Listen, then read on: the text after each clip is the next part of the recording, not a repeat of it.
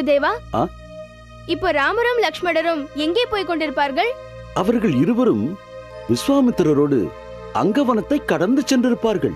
அடுத்து வருவது தாடகை வனம் தானே குருதேவா? இல்லை குழந்தாய், அடுத்ததாக வருவது கடுமையான பாலைவன பிரதேசம். என்னது பாலைவன பிரதேசமா? ஆமா. அது எங்க குறுக்க வந்துச்சு? அது எங்கும் குறுக்கே வரவில்லை. அது எங்கு இருக்கிறதோ அங்குதான் இருக்கிறது.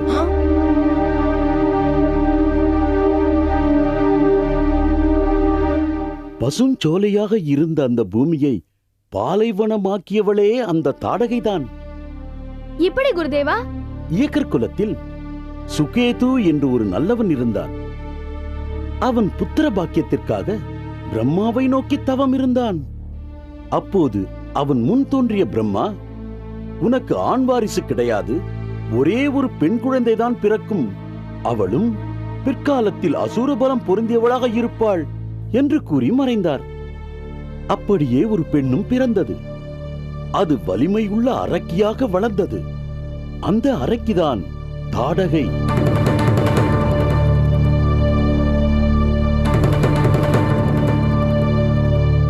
சுகேது தன் மகள் தாடகையை சுந்தன் என்பவனுக்கு மணமுடித்து கொடுத்தான். அவர்கள் இருவருக்கும் பிறந்த மகன் மாரிசன். அவன் அரக்கன் ராவணனுக்கு சொந்தக்காரன்.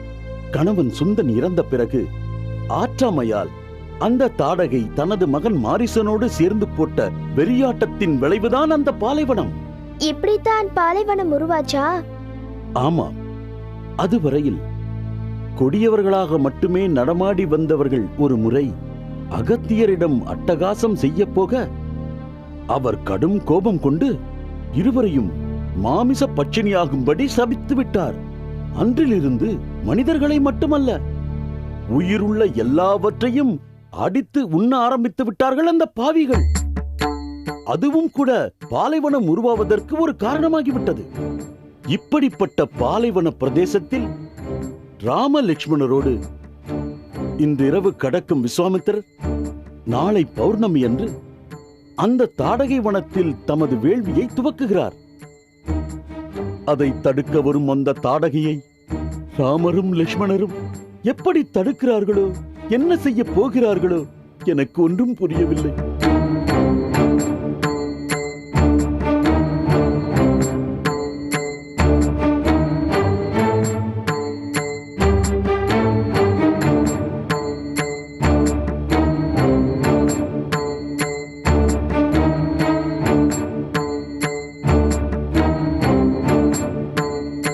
ராமருக்கும் லக்ஷ்மணருக்கும் எதுவும் ஆக கூடாதுன்னு நாங்க பிரார்த்தனை பண்றோம் குருதேவா. எல்லோருடைய பிரார்த்தனையும் அதுதான் குழந்தைகளா. குருதேவா, எங்களுக்கு பல நல்ல விஷயங்கள் சொல்லி தந்திருக்கீங்க.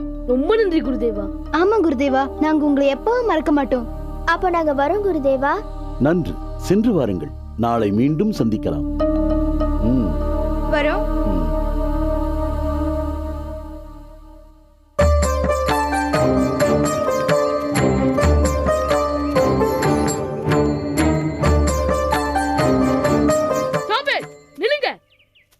கௌரி, நீ என்ன செஞ்சாலும் சொல்லிட்டு செய்.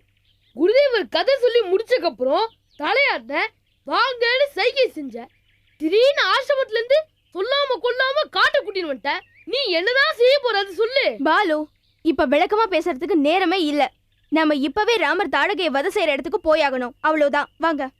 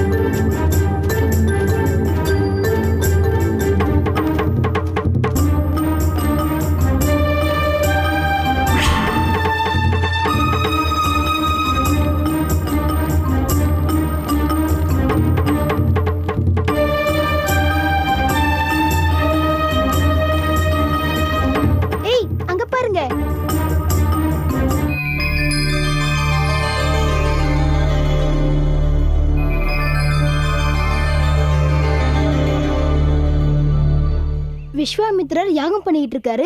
ராமர் லக்ஷ்மணன் காவல் காத்துட்டு இருக்காங்க. தாடகையும் மாரிசனும் வருவாங்க, யாகத்தை டிஸ்டர்ப் பண்ணுவாங்கன்னு தானே விஸ்வாமித்ரர் ராமர் லக்ஷ்மணனை காவல் கூட்டிட்டு வந்தாரு. இங்க ஒண்ணுமே நடக்கல.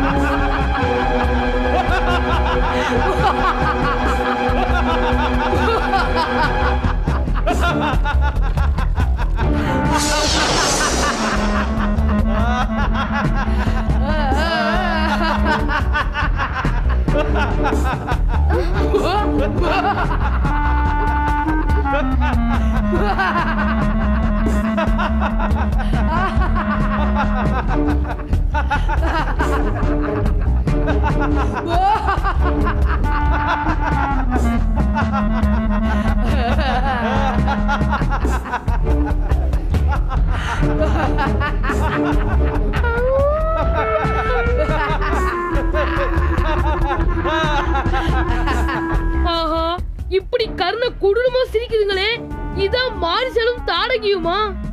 ஆமா, வாங்க வாங்க, கிட்ட போய் என்ன நடக்குதுன்னு பார்க்கலாம். ஏய், இது என்ன கலியுகத்துல நடக்கிற திருசண்டையா? கடவுள் அரக்கர்களை அழிக்கிற சண்டை.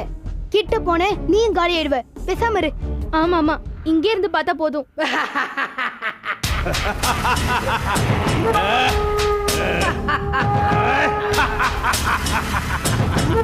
வேள்விய நடத்துறீங்க, வேள்வி எப்படி நடத்துறீங்கன்னு பாக்குறேன். மாரீச்சா, தாயே, உனது புயல் கக்கும் வாயால் ஊதி யாகத்தை அடைத்துவிடு. சீக்கிரம். உத்தரவு தாயே.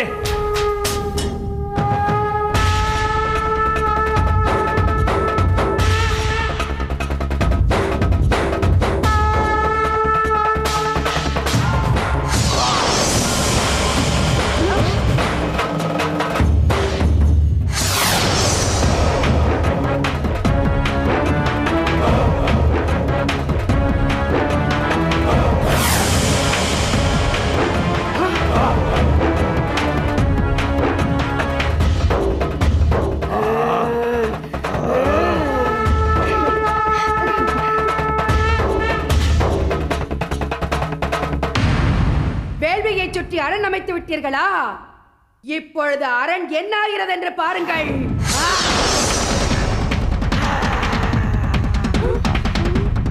ராமர் தான் பெரிய ஆளு நினைச்சா ராமரை விட இந்த தாடகை பெரிய ஆளா இருப்பா போல இருக்கே.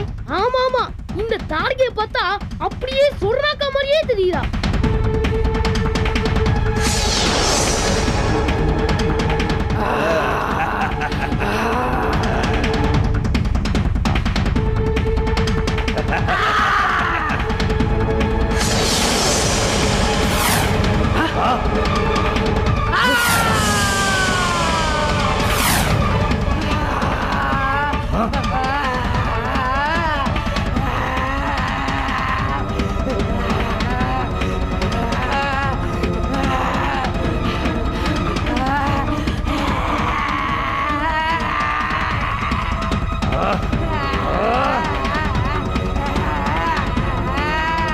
அம்மா, கலங்காதீர்கள் அம்மா. அந்த பொடியர்களை நான் பஸ்பம் செய்து விடுகிறேன். லக்ஷ்மணா, அவனை கடலுக்கு அனுப்பு. இதோ அண்ணா.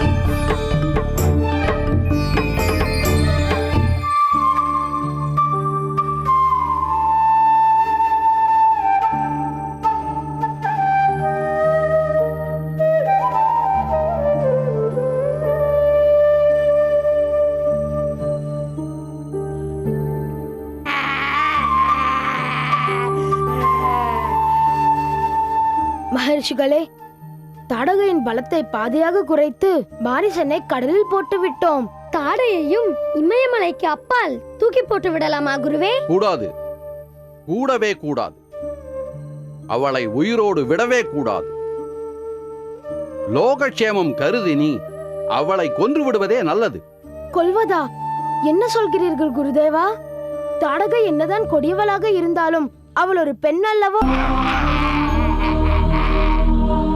லோகக்ஷேமம் கருதி நீ அவளை கொன்று விடுவதே நல்லது. கொல்வதா? என்ன சொல்கிறீர்கள் குருதேவா? தாடகை என்னதான் கொடியவளாக இருந்தாலும் அவள் ஒரு பெண் அல்லவோ? அந்த நியாயத்தை இங்கே இப்பொழுது சிந்திக்க தேவையில்லை ராமா.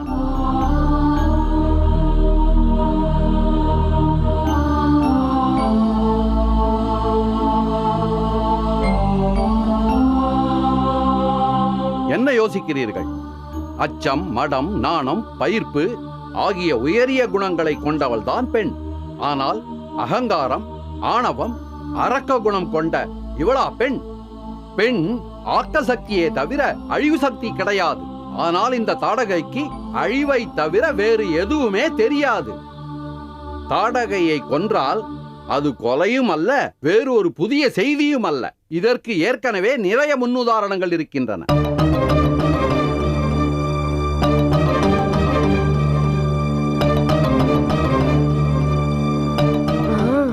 ஆம் ராமா, இவளாவது புயலை போன்ற கண்களை உடையவள். ஆனால் கயலை போன்ற கண்களை உடைய கியாதி என்னும் ஒரு அரக்கி இருந்தாள். அவள் மனிதகுலத்துக்கு தீங்கிழைக்கும் அரக்கர் கூட்டத்துக்கு அடைக்கலம் கொடுத்தாள், அரணாக இருந்தாள். அட்டகாசம் தொடர்ந்தது. பொறுத்து பொறுத்து பார்த்த திருமால் ஒரு நாள் பொங்கி எழுந்தார். பொங்கி எழுந்து அவள் பெண் என்றும் பாராமல் அவள் தலையை கொய்து அவளை கொன்றார். அந்த திருமாலுக்கு தெரியாதா எது தர்மம் எது அதர்மம் என்று?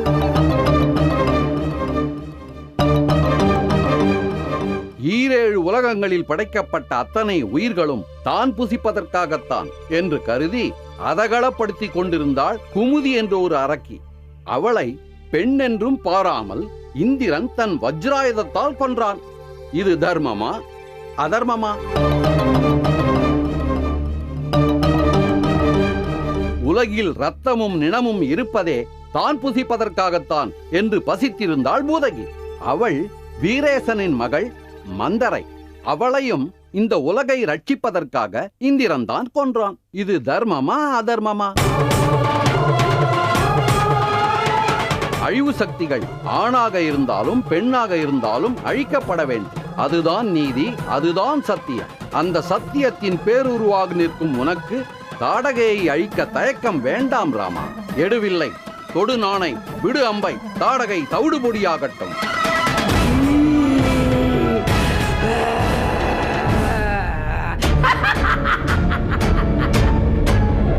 யோசிக்க நேரமில்லை ராமா. உன் பிரம்மாஸ்திரத்தை எடுத்து அவளை வதம் செய்.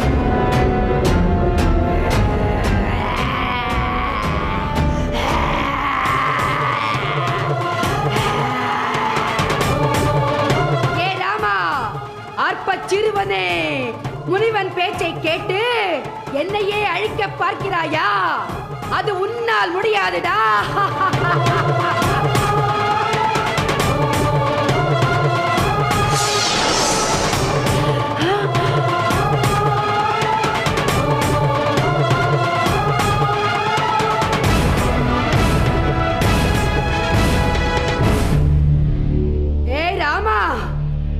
உன் சிறு அம்பு பட்டு நானா அழிவேன்?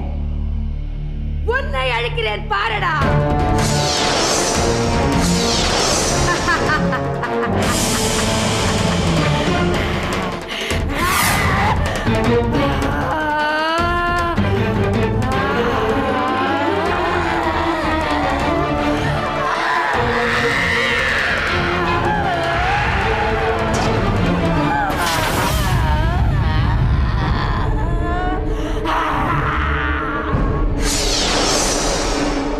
தாடகை ஒழிந்தாள்.